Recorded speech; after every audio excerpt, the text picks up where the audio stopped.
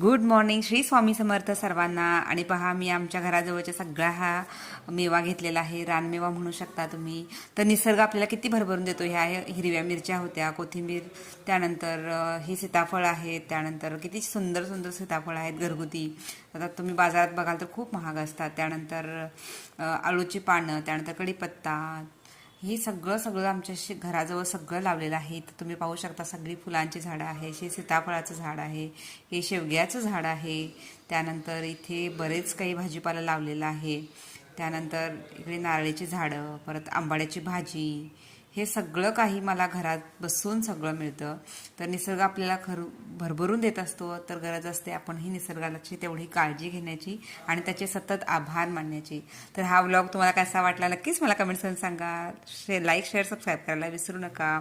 त्याचप्रमाणे बघा, तुम्ही सुद्धा तुमच्या घराजवळ अशा काय बाग केल्या आहेत मला नक्की